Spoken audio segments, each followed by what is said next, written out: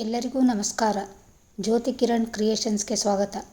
ಬನ್ನಿ ಈ ದಿನ ರುಚಿಯಾದ ರವಾ ಲಡ್ಡು ಮಾಡೋದನ್ನು ಹೇಳ್ಕೊಡ್ತಾ ಇದ್ದೀನಿ. ಬೇಕಾಗುವ ಪದಾರ್ಥಗಳನ್ನು ನೋಟ್ ಮಾಡ್ಕೊಳ್ಳಿ. ಚಿರೋಟಿ ರವೆ ಅರ್ಧ kg, ಸಕ್ಕರೆ ಅರ್ಧ kgಗಿಂತ ಸ್ವಲ್ಪ ಕಡಿಮೆ. ಎಲ್ಲ ಪದಾರ್ಥಗಳು ರೆಡಿಯಾಗಿದ್ದರೆ 10 ನಿಮಿಷದಲ್ಲಿ ಈ ಸಿಹಿ ಮಾಡ್ಬೋದು. ತುರಿದ ಒಣ ಕೊಬ್ಬರಿ 1 ಬಟ್ಟಲು, ದ್ರಾಕ್ಷಿ ಸ್ವಲ್ಪ,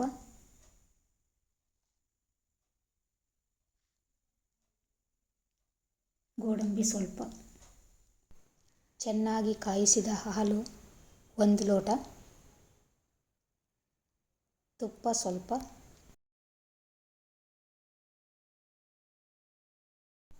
ಒಂದು ಮಿಕ್ಸಿ ಜಾರ್ಗೆ ಸಕ್ಕರೆಯನ್ನು ಹಾಕಿ ಚೆನ್ನಾಗಿ ಗ್ರೈಂಡ್ ಮಾಡಿಟ್ಕೊಂಡಿದ್ದೀನಿ.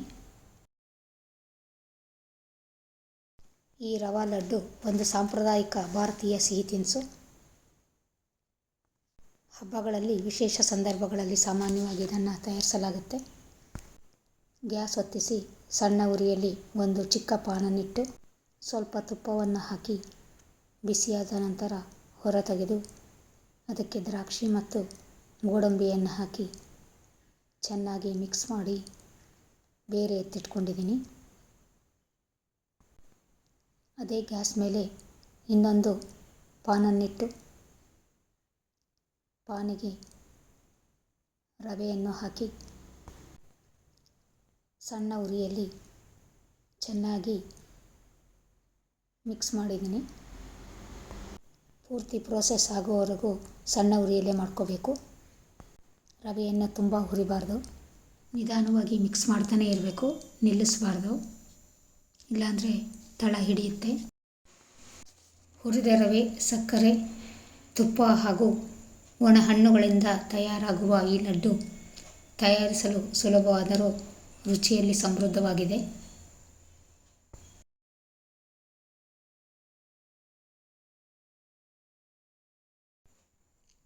ರವೆ ಸ್ವಲ್ಪ ಬಿಸಿಯಾದ ನಂತರ ಮೊದಲೇ ತುರಿದಿಟ್ಟುಕೊಂಡ ಒಣ ಕೊಬ್ಬರಿಯ ತುರಿಯನ್ನು ಹಾಕಿ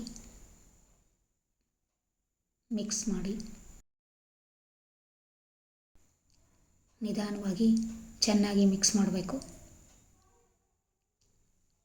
ನಂತರ ತುಪ್ಪವನ್ನು ಸೇರಿಸಿ ಮಿಕ್ಸ್ ಮಾಡಿ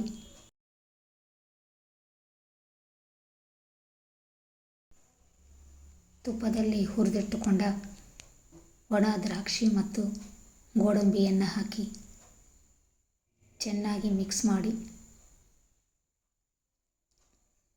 ಗ್ಯಾಸನ್ನು ಆಫ್ ಮಾಡಬೇಕು. ನಂತರ ಸಕ್ಕರೆ ಪುಡಿಯನ್ನು ಸೇರಿಸಬೇಕು. ಸಕ್ಕರೆ ಪುಡಿ ಗಂಟಿಲ್ಲದಂತೆ ನಿಧಾನವಾಗಿ ಮಿಕ್ಸ್ ಮಾಡ್ಕೊಂಡಿದ್ದೀನಿ. ಗ್ಯಾಸ್ ಆಫ್ ಮಾಡ್ಕೊಂಡು ಸಕ್ಕರೆ ಪುಡಿ ಹಾಕಿ, ಇಲ್ಲದೇ ಇದ್ದರೆ ಸಕ್ಕರೆ ಪುಡಿ ತುಂಬ ಗಂಟಾಗುತ್ತೆ.